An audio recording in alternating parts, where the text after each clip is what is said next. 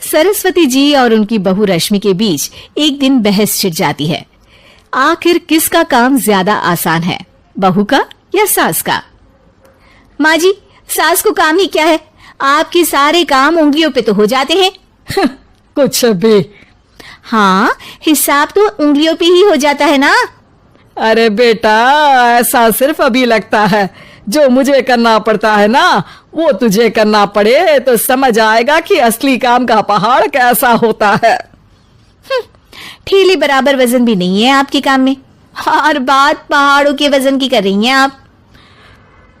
तू ऐसा करती ही क्या है घर में बेटा, ये तो बता मुझे। मैं थोड़ी ना कुछ करती हूँ, सब जादू से हो रहा है इस घर में। अरे एक दिन मेरा काम करोगी तो समझ आएगा। Okay okay, shut up. कल से मैं घर के काम करूंगी और तू मेरी जगह हर चीज का हिसाब रखना, ठीक है? ठीक है, ये भी कर लेते हैं। ये सास बहू की डील के बारे में रश्मि के पति अमन को नहीं पता था और ना ही अमन के पिताजी सुरेश जी को।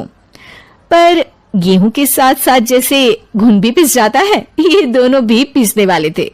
सुबह अमन उठकर रेडी होता है ऑफिस जाने के लिए, तो पता है उसके कपड़े नहीं निकले हुए हैं। अरे रश्मि, तुमने मेरे कपड़े नहीं निकाले? अपनी माँ से पूछो ना, उन्हीं का काम है ये। अमन अपनी माँ के पास जाता है। अब मेरे कपड़े आज आप देने वाले हो क्या माँ? हाँ, देना तो मुझे ही चाहिए, पर तेरी बहू ने कपड़े धोने ही नहीं डाले, तो कोई भी धुला हुआ कपड़ा नहीं है बेटा। हैं? ऐसा क्यों? कपड़े तो धोने आप ही देते हो ना माँ? अरे बहू ने तुझे बताया नहीं, अब हम अदल बदल गए हैं, मैं अब बहू और तेरी बीवी सास। अमन परेशान हो गया। वो बिना इस्त्री के कपड़े पहनकर ऑफिस चला गया। सरस्वती जी अपने घुटने के दर्द के कारण झुककर घर साफ नहीं कर पा रही थी और ना ही खाना बनाना याद रख पाई। उधर रश्मि पहले ही दिन घर की चाबी घुमा चुकी थी और 300 रुपए का हिसाब अलग नहीं मिल रहा था। पर दोनों का ही घमंड कैलाश पर्वत से भी बड़ा था और दोनों ही खेमे एक दूसरे की बात मानने को बिल्कुल तैयार नहीं थे। शाम को जब सुरेश जी और अमन खाना खाने बैठते हैं तो सरस्वती जी उनके सामने गाजर और पपीते लाकर रख देती हैं। अरे माँ, ये क्या है? ख्याली पुलाव के साथ सलाद। माँ जी खाना बनाना भूल गई लगता है। अरे एक एक चमन्नी का हिसाब है मेरे पास, खाना बनाना कैसे भूल जाऊंगी? ये तो मैंने पढ़ा था कि फल फ्रूट खाने से सेहत अच्छी रहती है, इसीलिए ये ले, एक फल खा ले। रात को सुरेश जी और अमन अपनी मीटिंग बिठाते हैं अकेले में। बाबूजी, इनकी लड़ाई के कारण ना हमें ठीक से खाना मिल रहा है, उल्टा घर के सारे काम रुक गए हैं। हाँ बेटा, 2 भैंसों की लड़ाई में बेचारे खेत के पौधों का भी नुकसान हो रहा है। पर पापा, क्या बताऊं आपको, मैंने माँ को इस महीने की 2 तारीख को बिजली के बिल के पैसे दिए थे।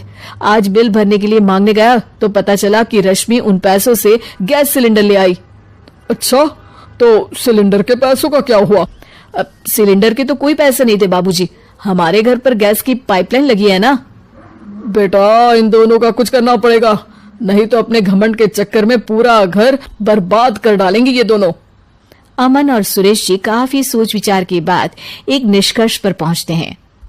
रात ही को दोनों अपनी पत्नियों की अलमारी से नई साड़ी निकालते हैं और सुबह जब रश्मि और सरस्वती जी उठते हैं तो देखते हैं कि दोनों पति साड़ी पहनकर चढ़ाव पर सब्जियां काट रहे हैं। अरे ये सब क्या हो रहा है? क्या हो रहा है मतलब?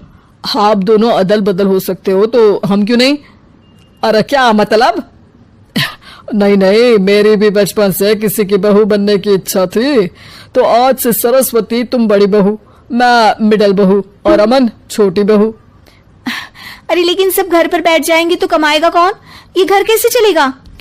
अब वो तो भैया या बाकी लोग जाने, अब हमने भी अदल बदल कर ही लिया है तो कुछ नहीं हो सकता।